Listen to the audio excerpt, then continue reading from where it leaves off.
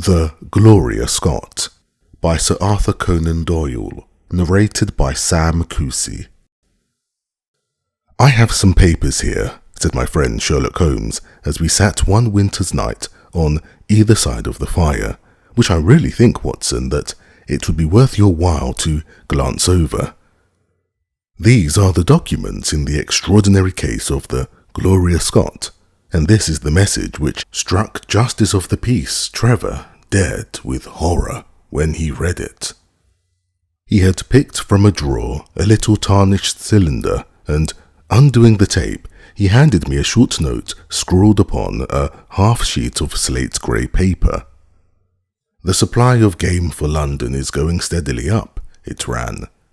"Headkeeper Hudson, we believe, has been now told to receive all orders for flypaper and for preservation of your hen pheasant's life."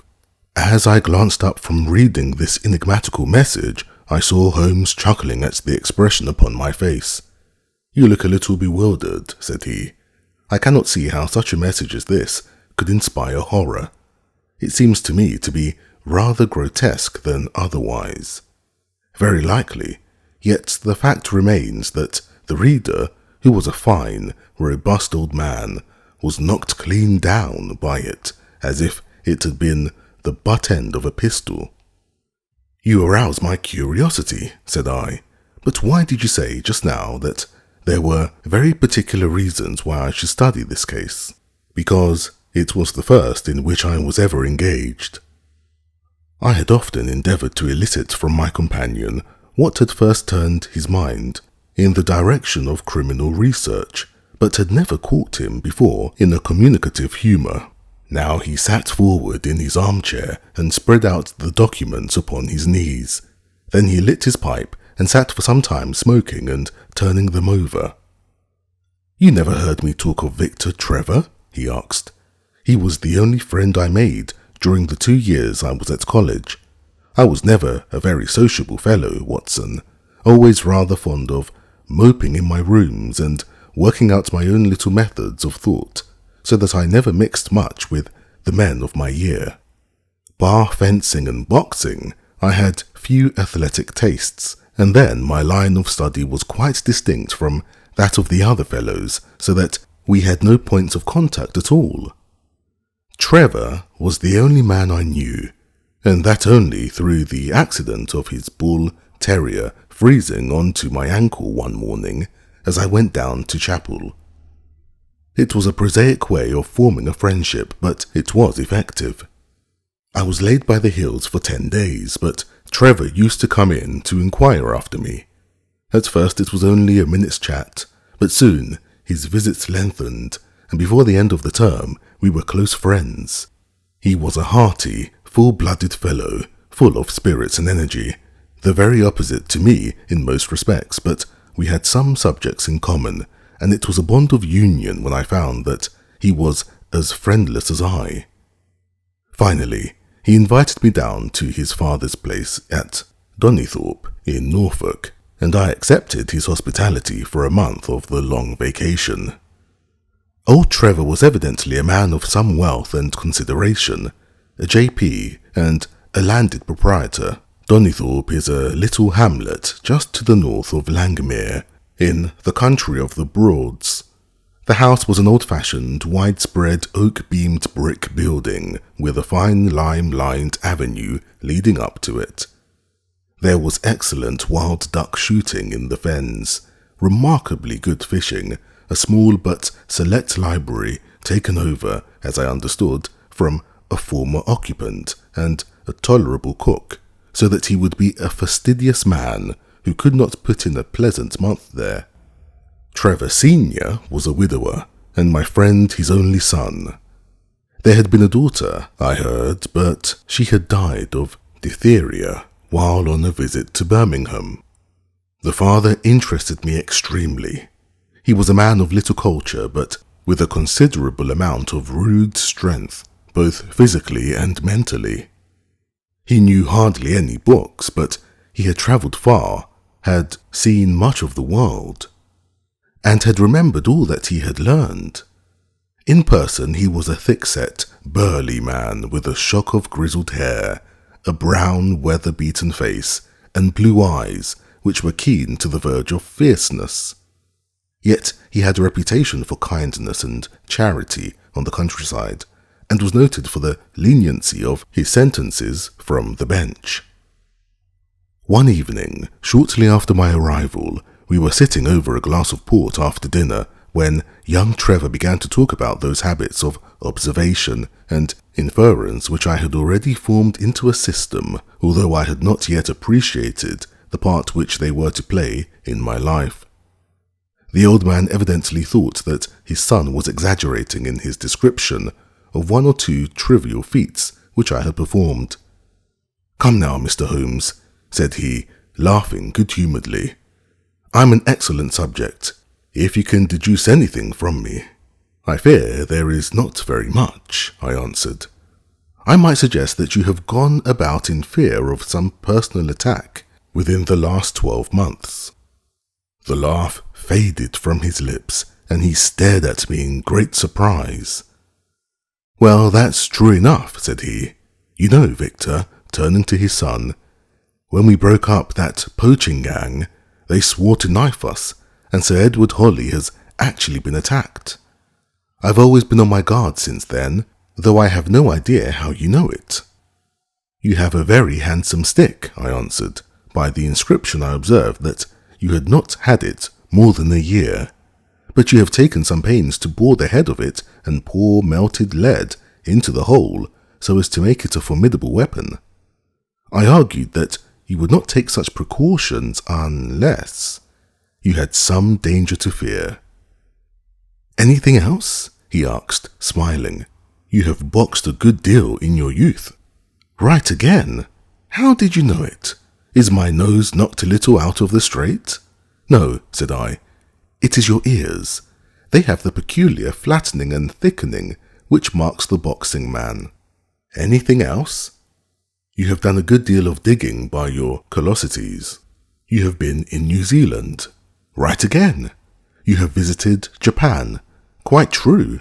And you have been most intimately associated with someone whose initials were J.A., and whom you afterwards were eager to entirely forget."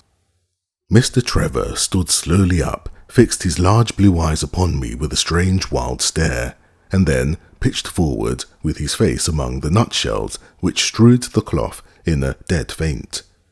You can imagine, Watson, how shocked both his son and I were.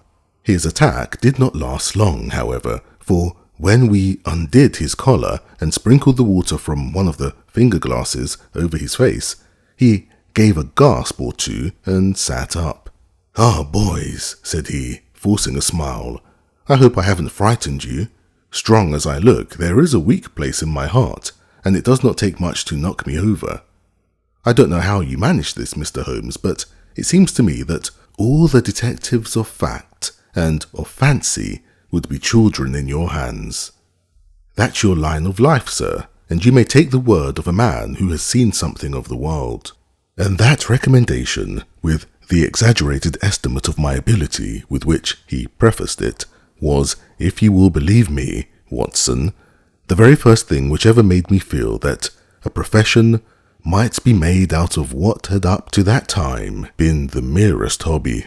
At the moment, however, I was too much concerned at the sudden illness of my host to think of anything else. "I hope that I have said nothing to pain you," said I. "Well, you certainly touched upon rather a tender point. Might I ask how you know, and how much you know?" He spoke now in a half-jesting fashion, but a look of terror still lurked at the back of his eyes. "It is simplicity itself," said I. "When you bared your arm to draw that fish into the boat, I saw that J.A. had been tattooed in the bend of your elbow. The letters were still legible, but it was perfectly clear from their blurred appearance and from the staining of the skin round them that efforts had been made to obliterate them. It was obvious then that those initials had once been very familiar to you, and that you had afterwards wished to forget them." "What an eye you have!" he cried with a sigh of relief. It is just as you say. We won't talk of it. Of all ghosts, the ghosts of our old lovers are the worst. Come into the billiard room and have a quiet cigar." From that day, amid all his cordiality, there was always a touch of suspicion in Mr. Trevor's manner towards me. Even his son remarked it. "You've given the governor such a turn," said he, "that you'll never be sure again of what you know and what you don't know."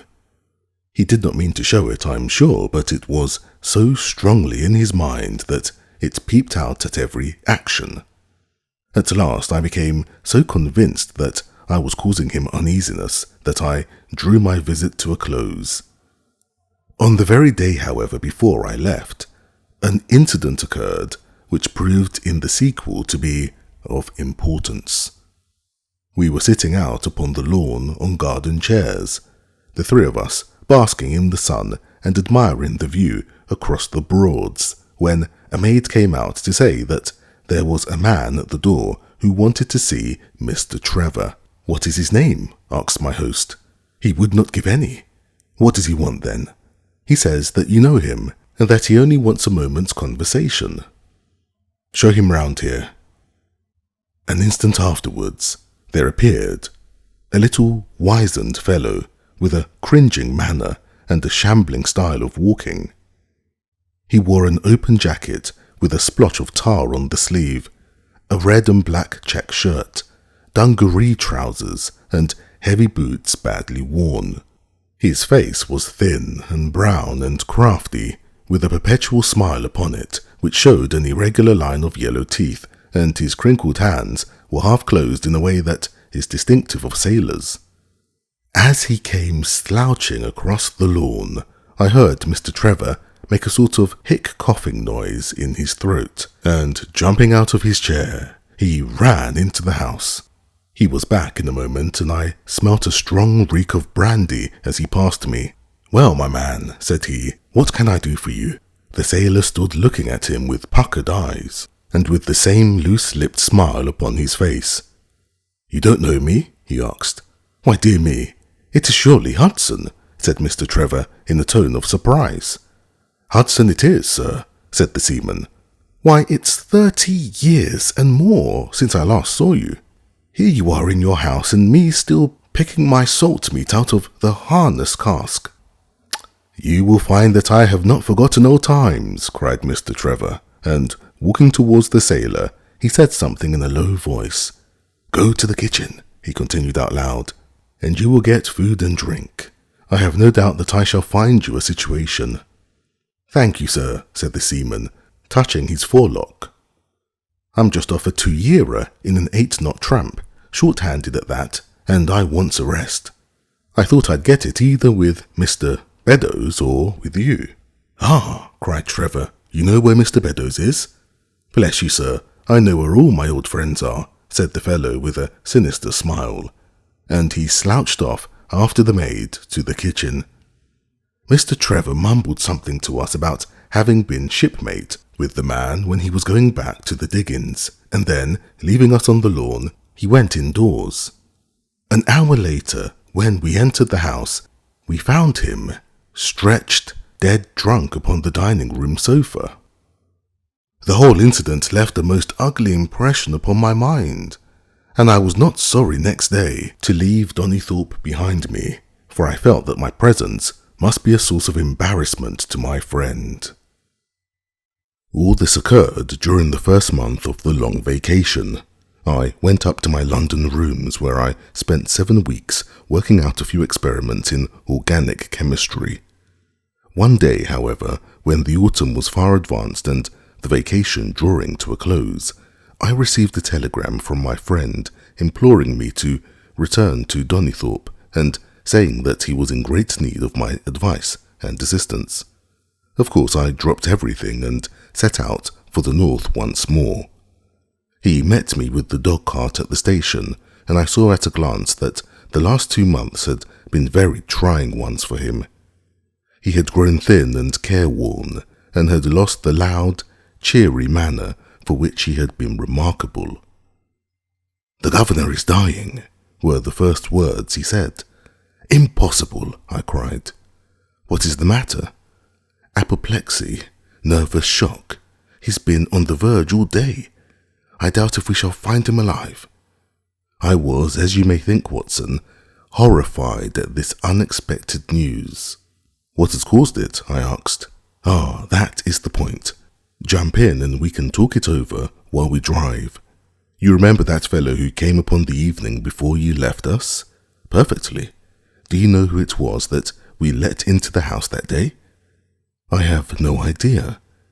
It was the devil, Holmes, he cried. I stared at him in astonishment. Yes, it was the devil himself. We have not had a peaceful hour since, not one. The governor has never held up his head from that evening, and now the life has been crushed out of him and his heart broken, all through this accursed Hudson. What power had he then? Ah, that is what I would give so much to know. The kindly, charitable, good old governor. How could he have fallen into the clutches of such a ruffian? But I am so glad that you have come, Holmes. I trust very much to your judgment and discretion, and I know that you will advise me for the best. We were dashing along the smooth, white country road, with the long stretch of the Broads in front of us, glimmering in the red light of the setting sun. From a grove upon our left, I could already see the high chimneys and the flagstaff which marked the squire's dwelling. My father made the fellow's gardener, said my companion, and then, as that did not satisfy him, he was promoted to be butler. The house seemed to be at his mercy, and he wandered about and did what he chose in it. The maids complained of his drunken habits and his vile language. The dad raised their wages all round to recompense them for the annoyance. The fellow would take the boat and my father's best gun and treat himself to little shooting trips. And all this with such a sneering, leering, insolent face that I would have knocked him down 20 times over if he had been a man of my own age. I tell you, Holmes, I have had to keep a tight hold upon myself all this time, and now I am asking myself whether, if I had let myself go a little more, I might not have been a wiser man. Well, matters went from bad to worse with us, and this animal, Hudson, became more and more intrusive, until at last, on making some insolent reply to my father in my presence one day, I took him by the shoulders and turned him out of the room. He slunk away with a livid face and 2 venomous eyes which uttered more threats than his tongue could do. I don't know what passed between the poor dad and him after that, but the dad came to me next day and asked me whether I would mind apologizing to Hudson. I refused, as you can imagine, and asked my father how he could allow such a wretch to take such liberties with himself and his household. "Ah, my boy," said he, "it is all very well to talk, but you don't know how I am placed. But you shall know, Victor. I'll see that you shall know, come what may. You wouldn't believe harm of your poor old father, would ye, lad?" He was very much moved, and shut himself up in the study all day, where I could see through the window that he was writing busily. That evening there came what seemed to me to be a grand release, for Hudson told us that he was going to leave us. He walked into the dining room as we sat after dinner and announced his intention in the thick voice of a half-drunken man. "I've had enough of Norfolk," said he. "I'll run down to Mr. Beddoes in Hampshire. He'll be as glad to see me as you were, I dare say. You're not going away in an unkind spirit, Hudson, I hope," said my father, with a tameness which made my blood boil. "I've not had my apology," said he, sulkily, glancing in my direction. "Victor, you will acknowledge that you have used this worthy fellow rather roughly," said the dad, turning to me.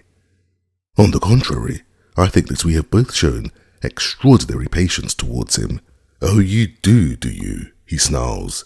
"Very good, mate. We'll see about that." He slouched out of the room, and half an hour afterwards left the house, leaving my father in a state of pitiable nervousness. Night after night, I heard him pacing his room, and it was just as he was recovering his confidence that the blow did at last fall. "And how?" I asked eagerly. "In the most extraordinary fashion. A letter arrived for my father yesterday evening, bearing the Fording Bridge postmark. My father read it, clapped both his hands to his head, and began running round the room in little circles like a man who has been driven out of his senses. When I at last drew him down onto the sofa, his mouth and eyelids were all puckered on one side, and I saw that he had a stroke. Dr. Fordham came over at once.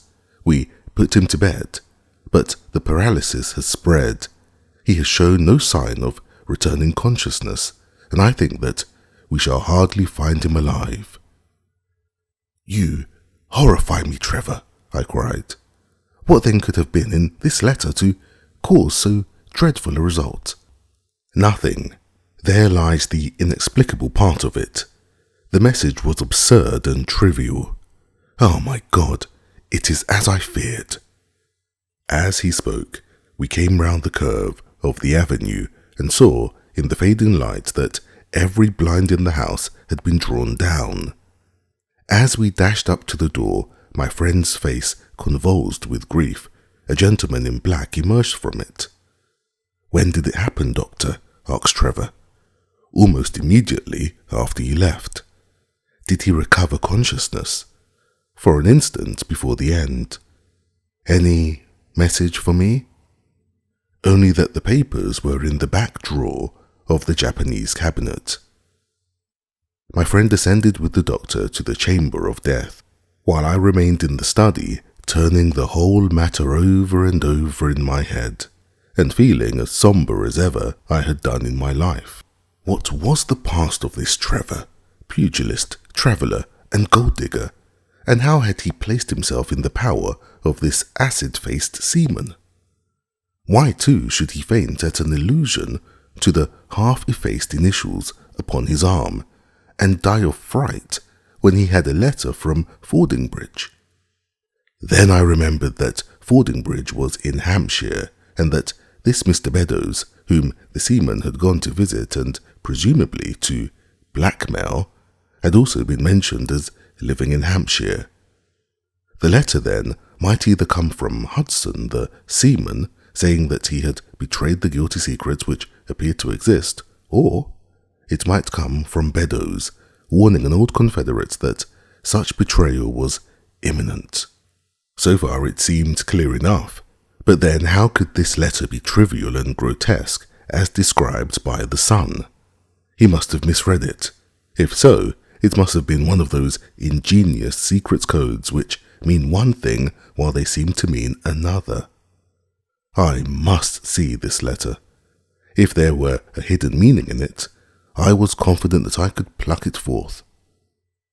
For an hour I sat pondering over it in the gloom, until, at last, a weeping maid brought in a lamp, and close at her heels came my friend Trevor, pale but composed, with these very papers which lie upon my knee held in his grasp.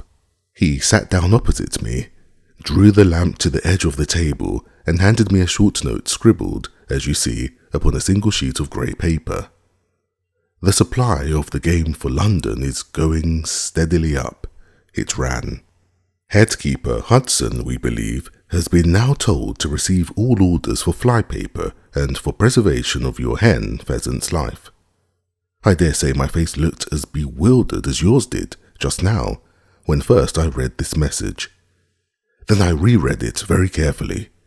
It was evidently as I had thought, and some secret meaning must lie buried in this strange combination of words. Or could it be that there was a prearranged significance to such phrases as flypaper and hen pheasant?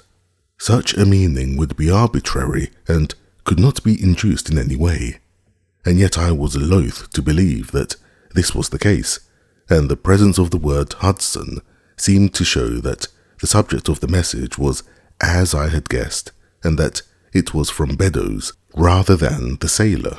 I tried it backwards, but the combination life pheasant's hen was not encouraging.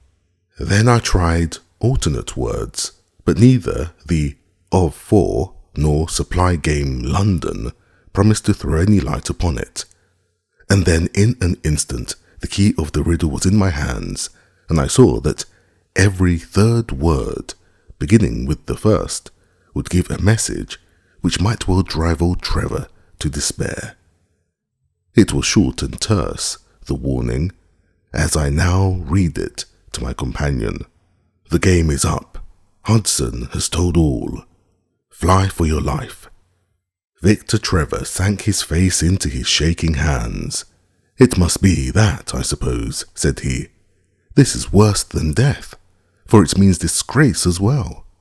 But what is the meaning of these headkeepers and hen pheasants? It means nothing to the message, but it might mean a good deal to us if we had no other means of discovering the sender. You see that he has begun by writing, "The game is," and so on. Afterwards he had to fulfill the prearranged cipher to fill in any two words in each space. He would naturally use the first words which came to his mind, and if there were so many which referred to sport among them, you may be tolerably sure that he is either an ardent shot or interested in breeding. Do you know anything of this Beddoes? Why, now that you mention it, said he, I remember that my poor father used to have an invitation from him to shoot over his preserves every autumn. Then it is undoubtedly from him that the note comes, said I. It only remains for us to find out what this secret was which the sailor Hudson seemed to have held over the heads of those two wealthy and respected men. Alas, Holmes, I fear that it is one of sin and shame, cried my friend. But from you I shall have no secrets. Here is the statement which was drawn up by my father when he knew that the danger from Hudson had become imminent. I found it in the Japanese cabinet, as he told the doctor. Take it and read it to me, for I have neither the strength nor the courage to do it myself. These are the very papers, Watson, which he handed to me, and I will read them to you, as I read them in the old study that night to him. They are endorsed outside, as you see. Some particulars of the voyage of the bark Gloria Scott from her leaving Falmouth on the 8th October 1855 to her destruction in N. Lat. 15 degrees 20 W. long 25 degrees 14 on November 6th. It is in the form of a letter and runs in this way. My dear, dear son, now that approaching disgrace begins to darken the closing years of my life, I can write with all truth and honesty that it is not the terror of the law, it is not the loss of my position in the county, nor is it my fall in the eyes of all who have known me, which cuts me to the heart, but it is the thought that you should come to blush for me, you who love me and who have seldom, I hope, had reason to do other than respect me. But if the blow falls, which is forever hanging over me, then I should wish you to read this, that you may know straight from me how far I have been to blame. On the other hand, if all should go well, which may kind God Almighty grant, then if by any chance this paper should be still undestroyed and should fall into your hands, I conjure you, by all you hold sacred, by the memory of your dear mother, and by the love which had been between us, to hurl it into the fire, and to never give one thought to it again. If then your eye goes on to reading this line, I know that I shall already have been exposed and dragged from my home, or as is more likely, for you know that my heart is weak, by lying with my tongue sealed forever in death. In either case, the time for suppression is past, and every word which I tell you is the naked truth, and this I swear as I hope for mercy. My name, dear lad, is not Trevor. I was James Armitage in my younger days, and you can understand now the shock that it was to me a few weeks ago when your college friend addressed me in words which seemed to imply that he had surmised my secret. As Armitage it was that I entered a London banking house, and as Armitage I was convicted of breaking my country's laws and was sentenced to transportation. Do not think very harshly of me, laddie. It was a debt of honour, so-called, which I had to pay, and I used money which was not my own to do it, in the certainty that I could replace it before there could be any possibility of its being missed. But the most dreadful ill luck pursued me. The money which I had reckoned upon never came to hand, and a premature examination of accounts exposed my deficit. The case might have been dealt leniently with, but the laws were more harshly administered 30 years ago than now, and on my 23rd birthday, I found myself chained as a felon with 37 other convicts in 'tween decks on the barque Gloria Scott, bound for Australia. It was the year 55 when the Crimean War was at its height, and the old convict ships had been largely used as transports in the Black Sea. The government was compelled, therefore, to use smaller and less suitable vessels for sending out their prisoners. The Gloria Scott had been in the Chinese tea trade, but she was an old-fashioned, heavy-bowed, broad-beamed craft, and the new clippers had cut her out. She was a 500-ton boat, and besides her 38 jailbirds, she carried 26 of a crew, 18 soldiers, a captain, 3 mates, a doctor, a chaplain, and 4 wardens. Nearly 100 souls were in her, all told, when we set sail for Falmouth. The partitions between the cells of the convicts, instead of being of thick oak, as is usual in convict ships, were quite thin and frail. The man next to me upon the aft side was one whom I had particularly noticed when we were led down the quay. He was a young man with a clear, hairless face, a long, thin nose, and rather nutcracker jaws. He carried his head very jauntily in the air, had a swaggering style of walking, and was, above all else, remarkable for his extraordinary height.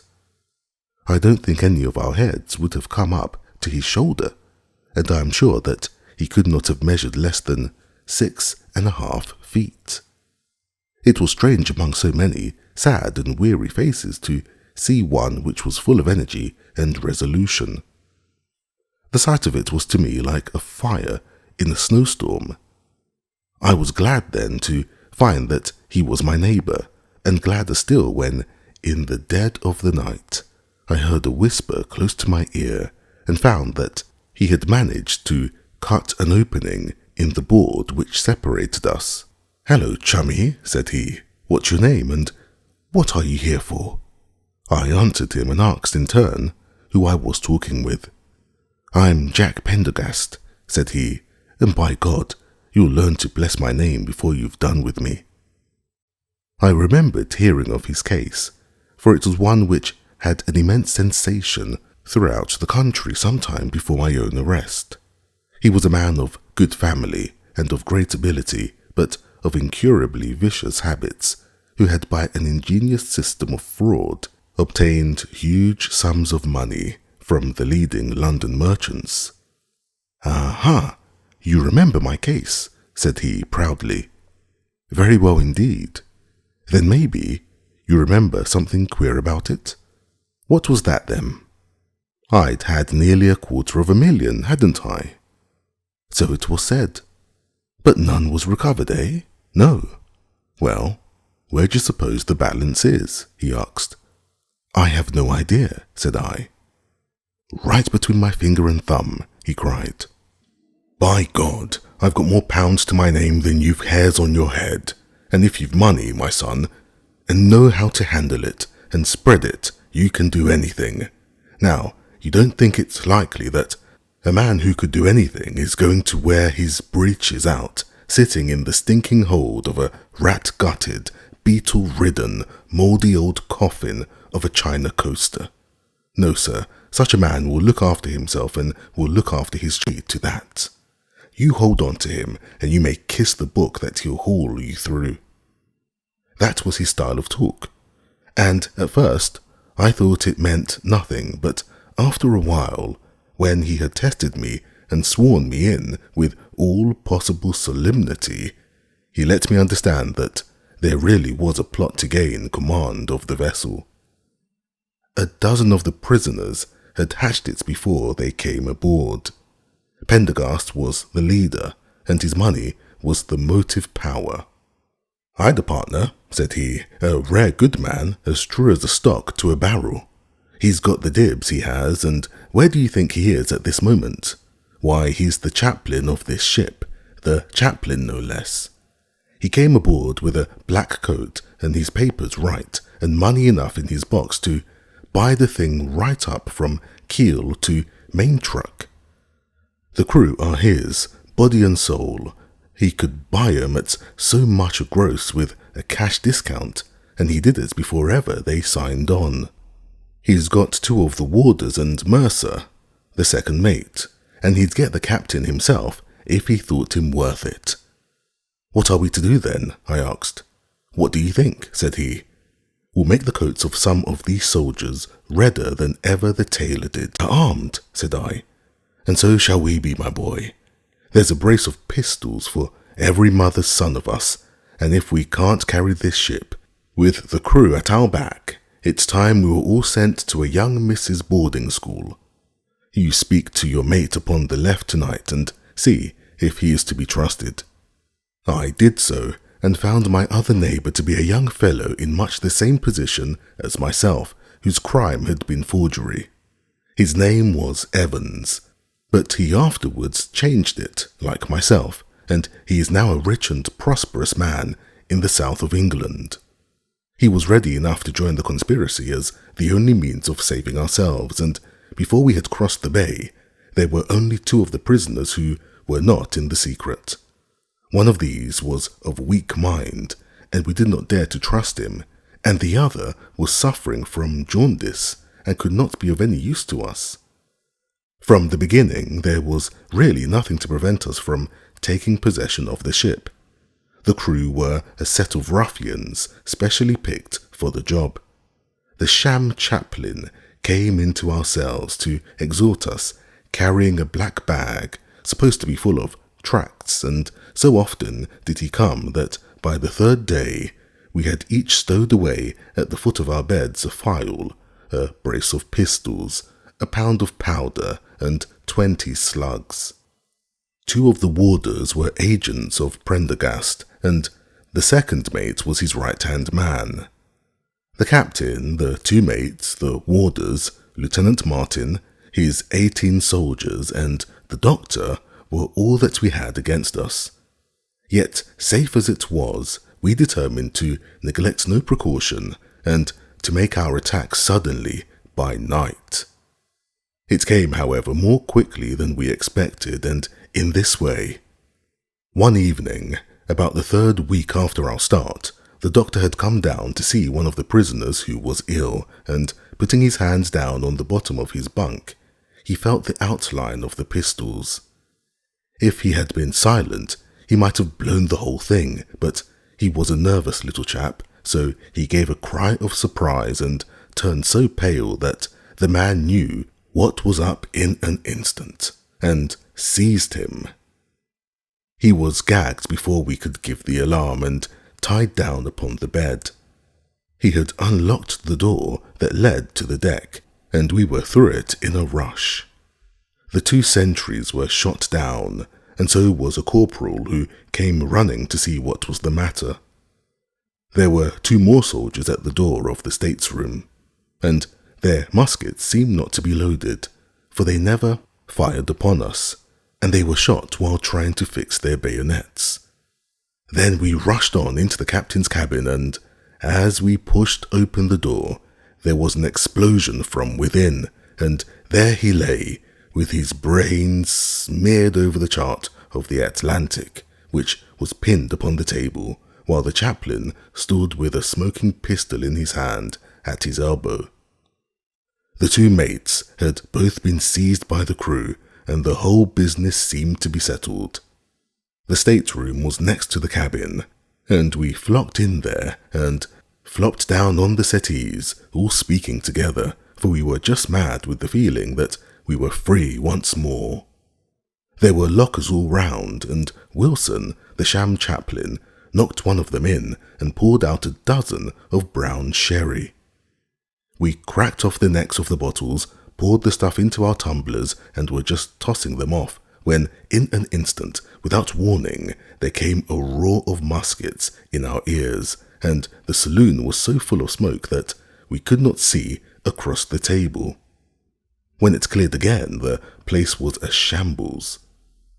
Wilson and 8 others were wriggling on the top of each other on the floor, and the blood and the brown sherry on that table turns me sick now when I think of it. We were so cowed by the sight that I think we should have given the job up if it had not been for Prendergast. He bellowed like a bull and rushed for the door with all that were left alive at his heels.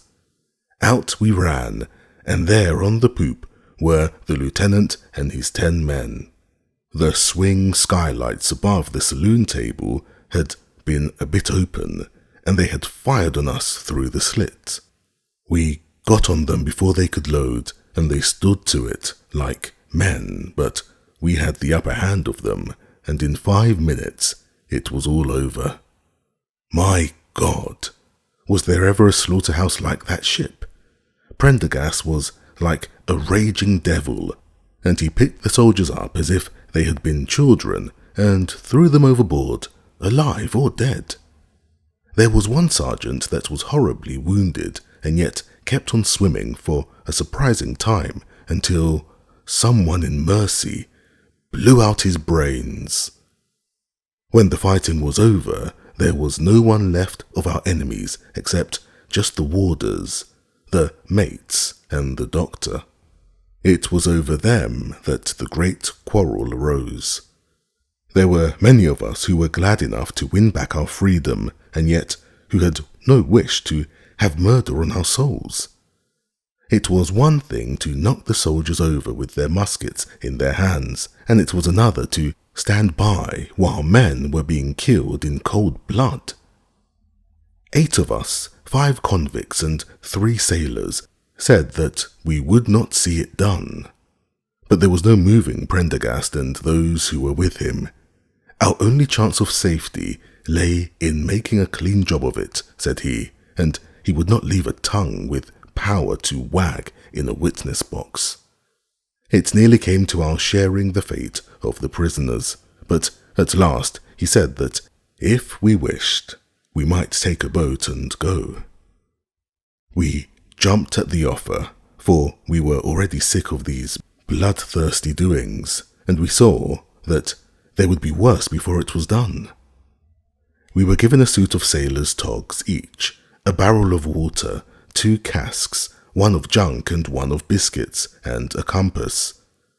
Prendergast threw us over a chart, told us that we were shipwrecked mariners whose ship had foundered in latitude 15 degrees north and long 25 degrees width, and then cut the painter and let us go.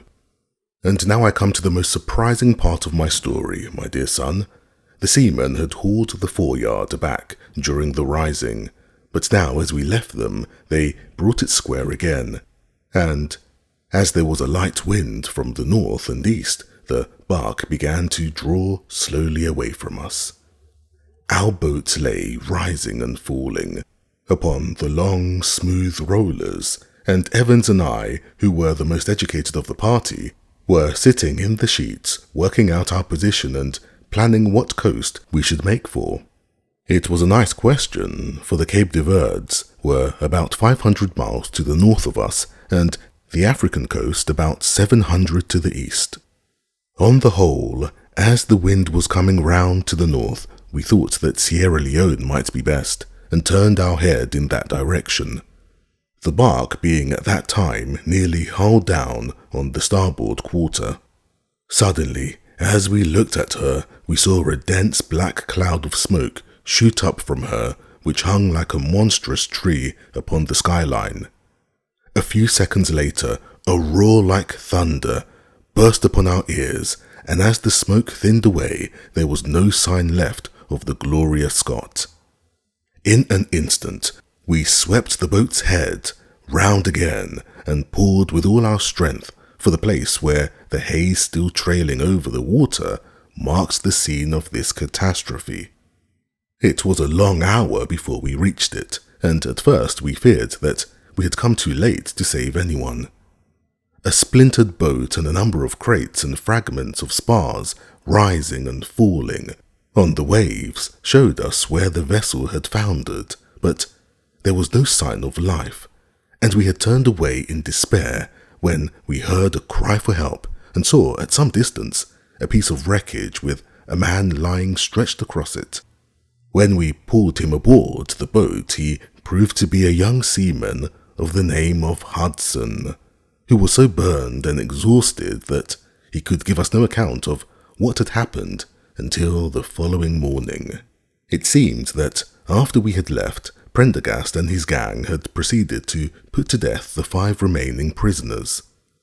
The 2 warders had been shot and thrown overboard, and so also had the 3rd mate. Prendergast then descended into the 'tween decks and, with his own hands, cut the throat of the unfortunate surgeon. There only remained the 1st mate, who was a bold and active man. When he saw the convict approaching him with the bloody knife in his hand, he kicked off his bonds, which he had somehow contrived to loosen, and, rushing down the deck, he plunged into the afterhold. A dozen convicts who descended with their pistols in search of him found him with a matchbox in his hand, seated beside an open powder barrel, which was one of 100 carried on board, and swearing that he would blow all hands up if he were in any way molested. An instant later, the explosion occurred, though Hudson thought it was caused by the misdirected bullet of one of the convicts rather than the mate's match. Be the cause what it may, it was the end of the Gloria Scott and of the rabble who held command of her. Such, in a few words, my dear boy, is the history of this terrible business in which I was involved. Next day, we were picked up by the brig Hotspur, bound for Australia, whose captain found no difficulty in believing that we were the survivors of a passenger ship which had foundered. The transport ship Gloria Scott was set down by the Admiralty as being lost at sea, and no word has ever leaked out as to her true fate. After an excellent voyage, the Hotspur landed us at Sydney, where Evans and I changed our names and made our way to the diggings, where, among the crowds who were gathered from all nations, we had no difficulty in losing our former identities. The rest I need not relate. We prospered, we travelled, we came back as rich colonials to England, and we bought country estates. For more than 20 years, we have led peaceful and useful lives, and we hoped that our past was forever buried. Imagine, then, my feelings when in the seaman who came to us I recognized instantly the man who had picked us off the wreck. He had tracked us down somehow and had set himself to live upon our fears. You will understand now how it was that I strove to keep the peace with him, and you will in some measure sympathize with me in the fears which fill me now that he has gone from me to his other victim with threats upon his tongue. Underneath is written in a hand so shaky as to be hardly legible. Beddoes writes in cipher to say, H has told all. Sweet Lord, have mercy on our souls. That was the narrative which I read that night to young Trevor, and I think, Watson, that under the circumstances it was a dramatic one. The good fellow was broken-hearted at it, and went out to the Terai tea planting, where I hear that he is doing well. As to the sailor and Beddoes, neither of them was ever heard of again after that day on which the letter of warning was written. They both disappeared, utterly and completely. No complaint had been lodged with the police, so that Beddoes had mistaken a threat for a deed. Hudson had been seen lurking about, and it was believed by the police that he had done away with Beddoes and had fled. For myself, I believe that the truth was exactly the opposite. I think that it is most probable that Beddoes, pushed to desperation and believing himself to have been already betrayed, had revenged himself upon Hudson, and had fled from the country with as much money as he could lay his hands on. Those are the facts of the case, Doctor, and if they are of any use to your collection, I am sure that they are very heartily at your service.